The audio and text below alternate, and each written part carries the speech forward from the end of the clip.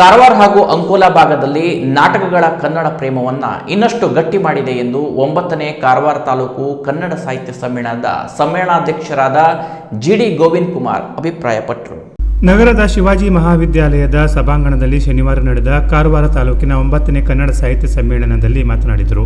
ಕಾರವಾರಕ್ಕೆ 3-4 ರಾಷ್ಟ್ರೀಯ ಯೋಜನೆಗಳು ಬಂದಿವೆ. ಅದರಿಂದಲೇ ದೇಶದ ಎಲ್ಲ ಭಾಷಿಕರು ಇಲ್ಲಿಗೆ ಬಂದಿದ್ದಾರೆ. ಕೊಂಕಣಿಗರ ಜೊತೆಗೆ ಹಿಂದಿ, ಇಂಗ್ಲಿಷ್, ತುಳು, ತೆಲುಗು, ಮರಾಠಿ, ಉರ್ದು, ಗುಜರಾತಿ, ಬಂಗಾಳಿ, ಒರಿಸ್ಸಾ ಇನ್ನೂ ಹಲವು ಭಾಷಿಕರು ನೆಲೆ ನಿಂತಿದ್ದಾರೆ. ಅವರ ನಡುವೆಯೂ ಕನ್ನಡಕ್ಕೆ ಅದರದ್ದೇ ಆದ ಒಲವಿದೆ. ಗಡಿನಾಡಾದರೂ ಕನ್ನಡ ನಾಟಕಗಳ ಪ್ರದರ್ಶನವು ಕನ್ನಡ ಪ್ರೇಮವನ್ನು ಇನ್ನಷ್ಟು ಗಟ್ಟಿಯಾಗಿಸಿವೆ ಎಂದರು.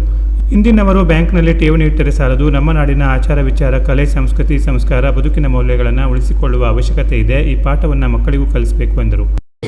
ನಮ್ಮದೆಲ್ಲವನ್ನೂ ಭಾಗವಹಿಸುವ ಯೋಜನೆಗಳು ಬಂದೆರಗಲಿವೆ ಎಂಬುದು ಆತಂಕ ಮೂಡಿಸಿದೆ.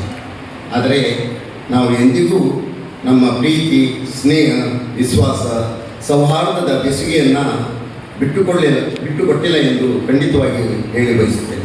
ಸಮ್ಮೇಳನದ ಹಿನ್ನೆಲೆ ನಗರದ ಮಿತ್ರ ಸಮಾಜ ಮೈದಾನದಿಂದ ಆರಂಭವಾದ ಸಮ್ಮೇಳನಾಧ್ಯಕ್ಷರ ಮೆರವಣಿಗೆಯು ಸಾರ್ವಜನಿಕರ ಗಮನ ಸೆಳೆಯಿತು. ವಿವಿಧ ಕಾಲೇಜಿನ ವಿದ್ಯಾರ್ಥಿಗಳು, ಸಂಘ ಸಂಸ್ಥೆಗಳ ಮುಖಂಡರು ಹಾಗೂ ಸಾರ್ವಜನಿಕರು ಉತ್ಸಾಹದಿಂದ ಭಾಗವಹಿಸಿದರು.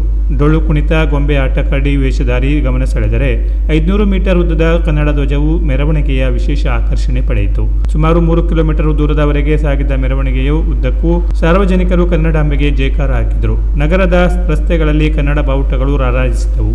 ಶಾಸಕ ಸತೀಶ್ ಶೈಲ್, ಕನ್ನಡ ಸಾಹಿತ್ಯ ಪರಿಷತ್ತಿನ ಜಿಲ್ಲಾ ಘಟಕದ ಅಧ್ಯಕ್ಷ BN ವಾಸರೆ, ತಾಲೂಕು ಘಟಕದ ಅಧ್ಯಕ್ಷ ರಾಮ ನಾಯ್ಕ್, ಸಮ್ಮೇಳನದ ಕಾರ್ಯಾಧ್ಯಕ್ಷರಾದ ಮಾಧವ್ ನಾಯಕ್, ನಿಕಟಪೂರ್ವ ಸಮ್ಮೇಳನಾಧ್ಯಕ್ಷೆ ಪ್ರೇಮಾ TMR, ಪ್ರೊಫೆಸರ್ ಜಯಪ್ರಕಾಶ್ ಶೆಟ್ಟಿ, ಪತ್ರಕರ್ತ ಗಂಗಾಧರ ರೇಗುತ್ತಿ, ಕ್ಷೇತ್ರ ಶಿಕ್ಷಣಾಧಿಕಾರಿ ಉಮೇಶ್ ನಾಯ್ಕ್, ಕನ್ನಡ ಮತ್ತು ಸಂಸ್ಕೃತಿ ಇಲಾಖೆಯ ಉಪನಿರ್ದೇಶಕಿ ಮಂಗಲಾ ನಾಯ್ಕ್, PR ನಾಯ್ಕ್, ಕೋಶಾಧ್ಯಕ್ಷ ಮುರ್ತುಜಾ ಹುಸೇನ್, ದೇವಿದಾಸ್ ನಾಯ್ಕ್, ಖೈರೋನಿಸಾ ಶೇಖ್, ಸವಿದಾಸ್ ನಾಯ್ಕ್, GD ಮನೋಜೆ, ಯಮುನಾ ಗಾಂವ್ಕರ್, ಬಾಬು ಶೇಖ್ ಹಾಗೂ ಪರಿಷತ್ತಿನ ಸದಸ್ಯರು ಮತ್ತು ಸಾರ್ವಜನಿಕರು ಇದ್ದರು. Canara plus news, Karwar.